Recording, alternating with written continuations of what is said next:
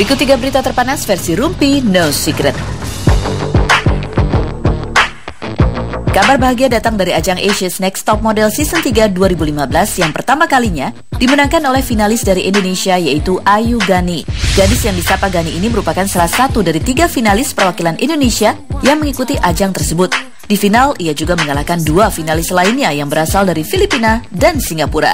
Kemenangan Gani menjadi suatu kebanggaan karena telah mengalahkan 14 finalis dari berbagai negara di Asia. Berkat keberhasilannya menjadi juara, ia mendapatkan hadiah berupa mobil mewah, menjadi model produk shampoo dan model majalah fashion Singapura, bahkan meraih kontrak dengan store model management di London, Inggris. Kabar selanjutnya adalah mengenai pernikahan Bella Sophie dan Suryono yang akan dibawa ke pengadilan. Pernikahan kontroversi itu rupanya memasuki babak kedua. Selain terkesan mendadak serta terasa ganjil lantaran kesalahan berkas-berkas administrasi, persoalan status keperjakaan Suryono yang ternyata sudah memiliki istri, pada 25 Juni mendatang Bella Sophie dan pengusaha asal Papua itu akan diminta menjalani sidang di Pengadilan Sentani Papua. Selain itu, pengadilan akan meminta istri pertama Suryono, Ridowati, untuk hadir dalam sidang tersebut. Saat ditemui, Bella enggan berkomentar lebih dalam. Ia mengaku perkara sidang tersebut hanyalah proses perbaikan berkas pernikahan yang sempat mengalami kesalahan kemarin. Kabar terakhir tentang pemerasan yang dialami Lucky Hakim. Mantan artis yang kini menjadi anggota DPR itu diperas oleh 2 orang berinisial RS dan A yang mengaku sebagai tim sukses Lucky saat pemilihan legislatif DPRD RI 2014 lalu. Modus pemerasan dengan mengancam akan membeberkan rahasia terkait ijazah, pajak, dan kasus perceraian. Selain mengancam, sebelumnya Lucky sempat memberikan sejumlah uang 10 juta kepada pelaku. Namun mereka kembali meminta uang sebesar 60 juta rupiah. Akhirnya Rabu kemarin pukul 17 waktu Indonesia Barat, kedua pelaku sudah ditangkap dan digelandang ke Polda Metro Jaya untuk dimintai keterangan.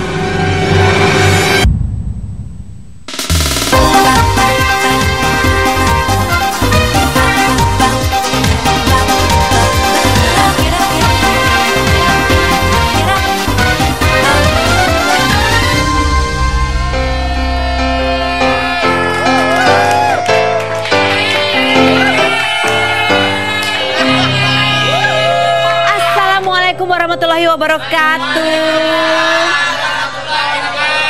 Aduh, kok kayak ini ya, lagi puasa ya? Emang lagi puasa ya? Aduh, senang sekali pemirsa, buat Anda yang menjalankan ibadah puasa. Ini adalah hari pertama ya. Tadi pagi sudah sahur semuanya ya, pastinya.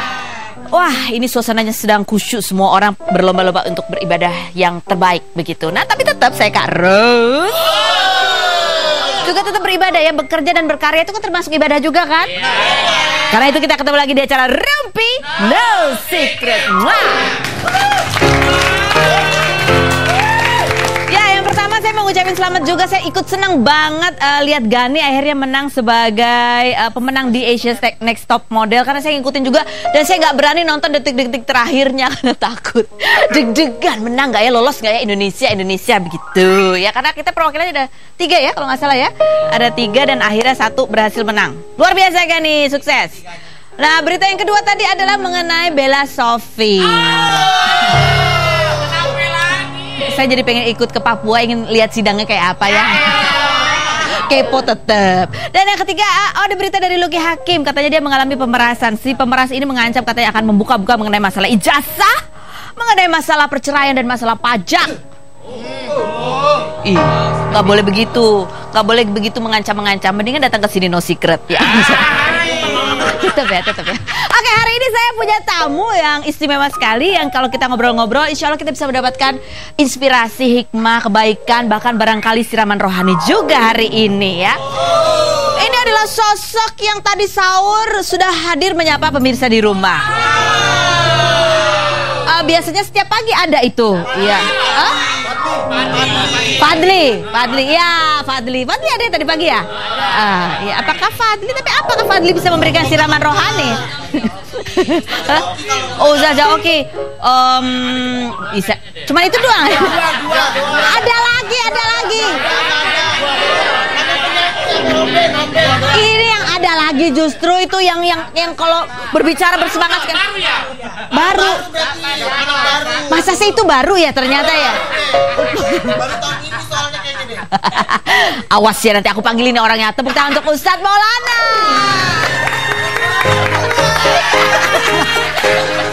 Assalamualaikum warahmatullahi wabarakatuh. Warahmatullahi wabarakatuh, Pak Ustaz. Wah. Jadi kalau berbicara tentang Ramadan gimana? Lo kan yang diwawancara. Kembali. Belum apa-apa gini Pak Ustadz. Gimana Karo sudah mau bertobat belum? Oke, nah sebelum kita ngobrol, Pak Ustadz tadi diomongin katanya Pak Ustadz ini orangnya baru kayaknya belum. Oh begitu. Katanya di acara Sahur Ini Indah nggak ada katanya. Di Sahur Ini Indah adanya cuma Fadli katanya gitu, ya kan? Udah. Oke, sebelum kita ngobrol sama Pak Ustadz, kita lihat dulu tayangan yang berikut ini.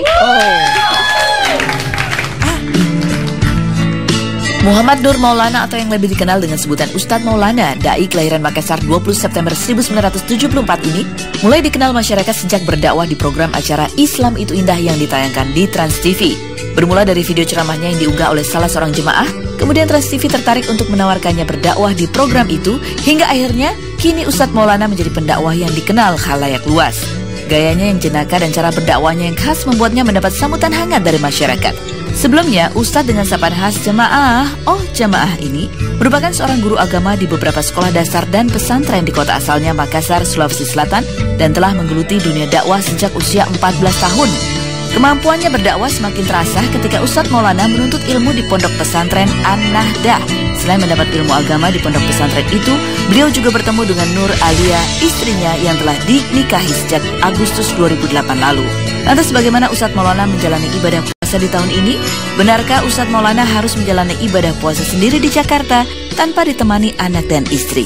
Saksikan kisahnya hanya di Rumpi No Secret.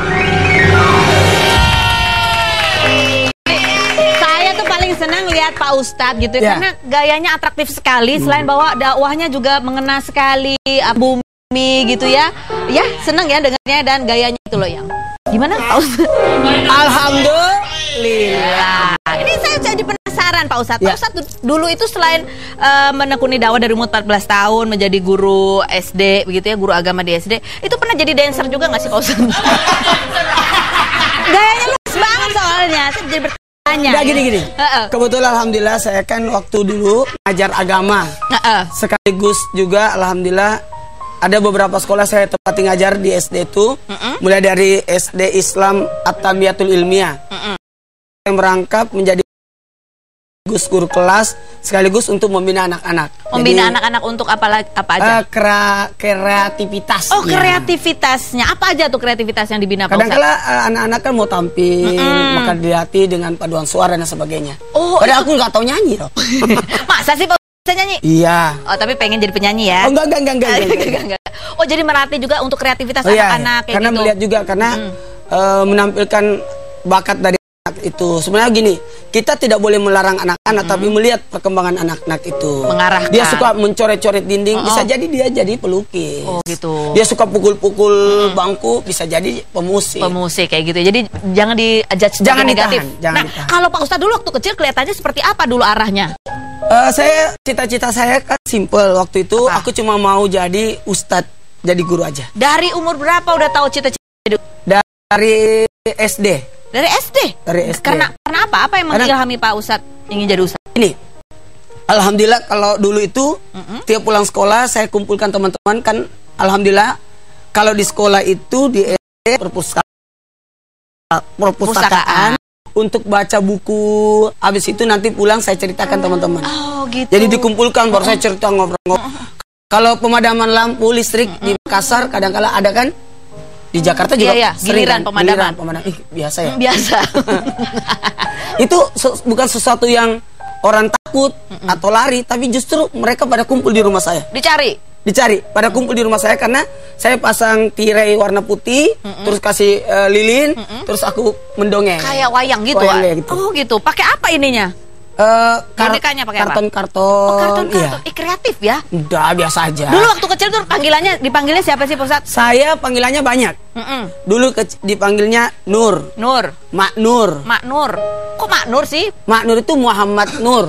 Nama saya kan sebenarnya Muhammad Nur. Jadi Aji Nur. Kak Nur. Kak Nur, saya Karo sih Kak Nur. Karena Ustadz Nur itu dipanggil di kalangan anak-anak sekolah. Kalau Kak Nur itu dari pramuka, karena aku juga pembina pramuka. Jadi kegiatannya banyak ya? Banyak. Jadi kalau pagi itu ngajar, siang itu pramuka, sore itu pengajian atau bimbingan, malam tausiah. Nah, jadi memang hobinya memang bercerita, sharing apa yang sudah pernah dipelajari begitu ya.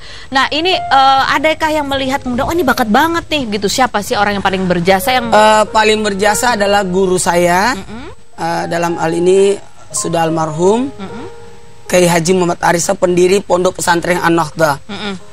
Termasuk juara 1 itu luar biasa, ibu saya juga luar biasa yang menuntun saya, membentuk saya. Dan dukungan keluarga sih kayak om, tante, itu terus juga banyak ya. Saudara-saudara sangat mendukung sekali. Ibu tuh seperti apa dukungannya kepada Kalau ibu saya, dukungannya ibu saya kepada saya adalah membentuk saya untuk jadi disiplin. Jadi disiplin. Menghargai orang. Itu jadi. Kayak apa latihan disiplinnya, Pak Ustadz? Harus tepat waktu.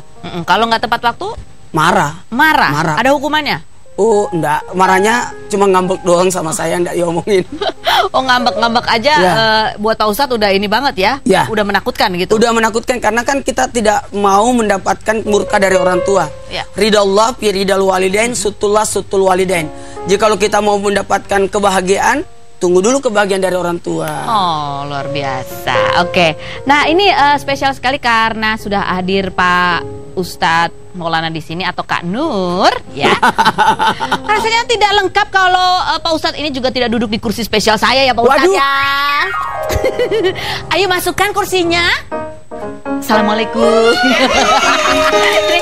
Ini masukin kursinya takut-takut gitu. Gak apa-apa kok, ya kan Pak Ustadz kan cuma duduk aja Pak Ustadz. Ini bulan Ramadan. Iya. Jadi gak boleh bohong. Iya.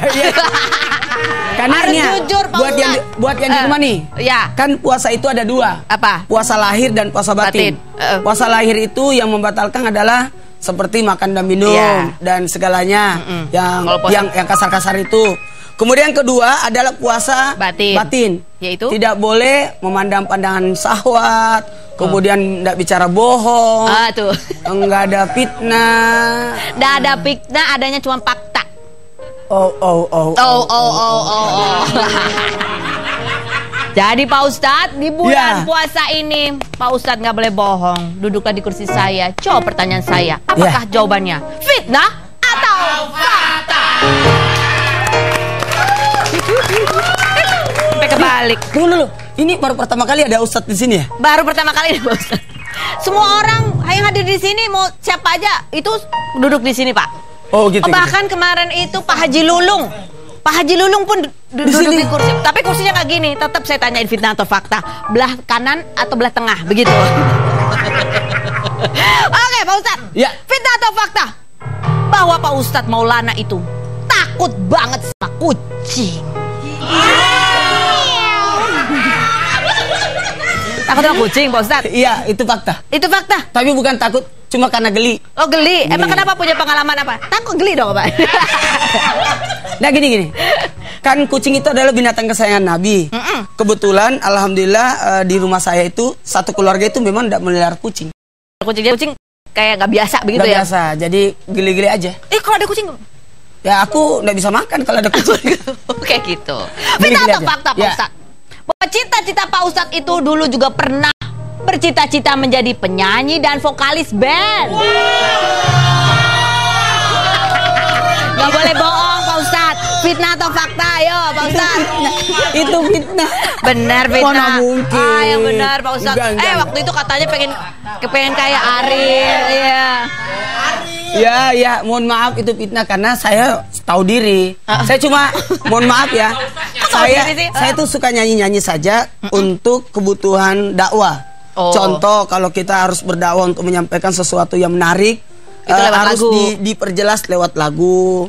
Atau waktu saya ngajar di masjid, pengajian dasar setingkat TPA itu, saya selalu mengubah lagu. Mengubah lagu-lagu supaya bisa ngapalin buat anak-anak. Oh, anak-anak supaya lebih mudah menghafalnya. Ya, dengan cara anak-anaknya Nabi Muhammad yang mulia. Anaknya Nabi ada 7 orang. Oh, itu dibuat sebuah lagu. Jadi saya nggak pingin rekaman bikin lagu gitu. Enggak, alhamdulillah tahu diri. Kan biar semakin meluas Pak Ustadz ininya dakwahnya. Nah, kadang-kala kata ada ungkapan seorang penyanyi katanya semua orang pasti bisa menyanyi. Yakin pasti bisa menyanyi. Tapi tingkatannya itu asalkan mau belajar. Siapa penyanyinya itu? Asalkan mau belajar aja Pak Ustadz bisa dong Pak Ustadz. Bisa sedikit tapi tahu diri enggak bagus suara saya. Pak Ustadz suka gitu deh. Fitnah atau fakta Pak Ustadz? Bahwa Pak Ustadz itu suka sekali makan tahu. Itu fakta. Saya suka sekali makan tahu. Alhamdulillah satu. Tahu itu gizinya luar biasa. Tahu itu ndak ada tulangnya. Makan apa kalau ada tulangnya? Ya kalau ikan kan ada tulangnya. Pantas Pak Ustadz ini banyak tahu ya, karena suka makan tahu. Ya. Fitnah atau fakta Pak Ustadz? Jawablah dengan jujur bahwa diam-diam sesungguhnya Pak Ustadz itu suka sekali nonton acara Rumpi No Secret.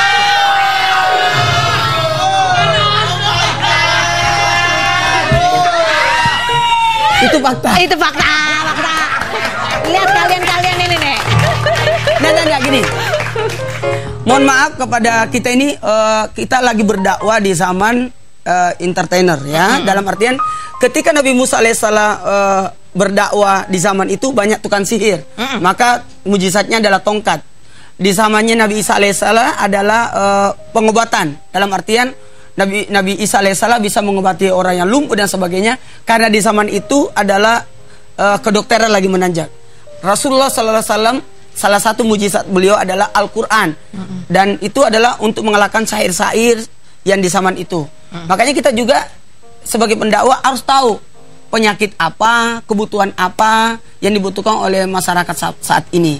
Jadi kita harus nonton seperti ini. Update tahu keadaan masyarakat saat itu. Soalnya itu Rumpi itu banyak penyakitnya ya. Bukan. Apa yang lagi marak, lagi naik daun itu diangkat di Rumpi. Waduh, luar biasa Pak Ustadz. Sampai ada Rumpi malam tuh. Ada Rumpi malam memang? Iya. Ada emang? Oh, biang rumpi ya Pak Ustadz. Pak Ustadz mau jadi salah satu biang rumpi Pak Ustadz? Enggak mau. Kok bisa lupa ya? Rumpi malam judulnya. Habisnya kesannya acaranya malam-malam banget gitu Pak Ustadz. Pak Ustadz, fitnah atau fakta? Ya. Bahwa Pak Ustadz pernah menyesal karena nggak bisa datang di acara performance-nya Naura karena terlalu asik main dengan adik-adiknya Naura. Iya benar. Oh begini. Alhamdulillah Naura nonton ya, mudah-mudahan nonton. Saya salut sama Naura. Naura tidak menuntut walaupun luar biasa loh. Aku sengaja jauh-jauh datang dari Jakarta ke Makassar untuk melihat penampilan anak saya. Tahu-tahu uminya Naura panggilan ke kantor untuk ngajar. Jadi 3 anak, saya ditinggalkan 3 anak. Naura berangkat sekolah duluan. Lagi 2 anak. Ini saya kan paling malas membangunkan anak tidur. Oh, jadi dibiarin aja tidur tuh? Sampai dia bangun sendiri baru aku bangun. Karena takut nanti sakit palanya. Tahu-tahu mereka berdua itu lambat bangunnya. Sampai aku ke tempat penampilan Naura. Aku pas sampai Naura udah selesai. Ya, sedih. Sedih banget Pak Ustadz pastinya ya. Jadi Naura cuma peluk saya sudah tampil Abah. Iya nanti. Aduh gimana. Sedih. Oke, tapi bahagia karena anak saya tampil bisa menghafalkan Quran. Jadi penampilan baca Quran waktu itu. Oke, dan bahagia juga karena Pak Ustadz ini anaknya banyak 3 ya. Menuju 4 katanya. Istri lagi mengandung 7 bulan. 7 bulan. Oh, nggak dirayakan 7 bulannya, siarkan secara langsung juga Pak Ustadz. Udah diwakili sama Raffi Ahmad. Oke, baiklah. Kita masih akan ngobrol-ngobrol sama Pak Ustadz. Karena secara spesial nanti kita minta Pak Ustadz untuk bisa memberikan sebuah perdamaian di acara ini. Ada kejutan apa? Jangan kemana-mana, tetap di Rumpi No Secret.